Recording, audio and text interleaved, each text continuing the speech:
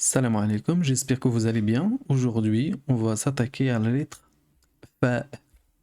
Fa.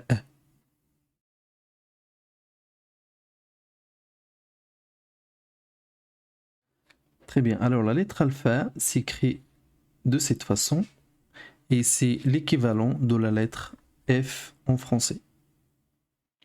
Très bien, alors on a dit ça s'écrit de cette façon, comme ça, sachant que la ligne est ici, au niveau de...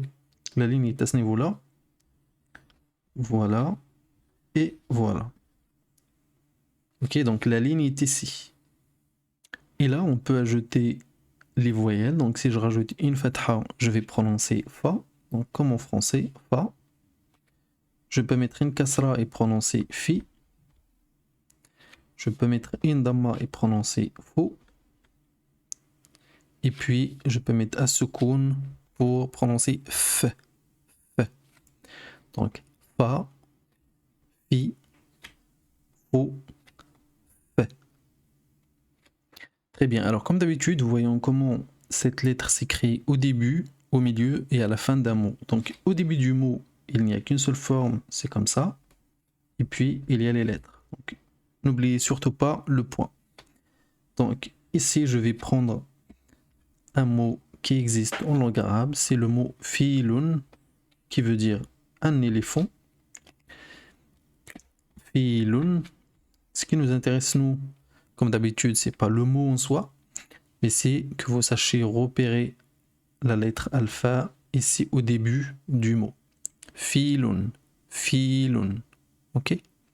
Ensuite, on a donc la lettre alpha au milieu d'un mot. Donc, on a deux cas. Soit elle est détachée de ce qui précède, de cette façon, et puis attachée à ce qui suit, soit elle est attachée à ce qui précède et ensuite attachée à ce qui suit. Comme d'habitude, c'est les mêmes règles.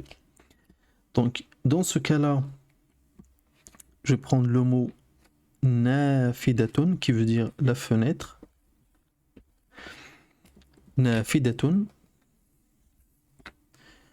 Nous, ce qui nous intéresse, c'est que vous sachiez repérer alpha ici. Au milieu du mot détaché de ce qui précède, donc elle a cette forme-là, il faut que vous arriviez à la repérer pour que vous sachiez la lire, bien entendu. Nafidatun, nafidatun, ok? Nous ici, on ne s'intéresse pas vraiment au mot ou au sens du mot, mais juste que vous sachiez repérer alpha au milieu du mot. Ensuite, on a le cas où la lettre est au milieu d'un mot, attaché à la fois à ce qui précède et à ce qui suit. Ici, je vais prendre le mot haflun, qui veut dire une fête ou une cérémonie. Haflun.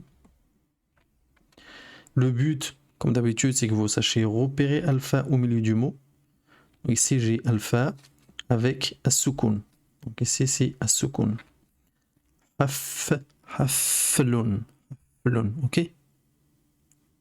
Ensuite, on arrive au dernier cas qui est donc la lettre alpha à la fin d'un mot. Et comme d'habitude, on peut la trouver donc soit attachée à ce qui précède, et ça termine le mot, soit détachée de ce qui précède, et ça termine le mot. Bien, comme d'habitude. Ici, je vais prendre le mot hatifun, qui veut dire un téléphone. Donc, hatifun. Le but, comme d'habitude, c'est que vous sachiez repérer alpha ici à la fin du mot. Bien entendu, attaché ici à ce qui précède. Hatifun. Fun, parce que ici, on a deux damma.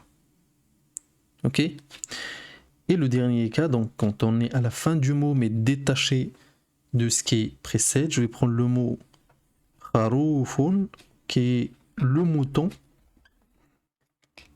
Kharoufun. Et ici, vous êtes normalement capable de repérer alpha ici à la fin du mot, détaché de ce qui précède. Donc on a alpha ici avec deux damma. Kharoufun, kharoufun. Ok? Donc voilà, j'espère que vous avez compris la lettre alpha qui est très simple comme lettre.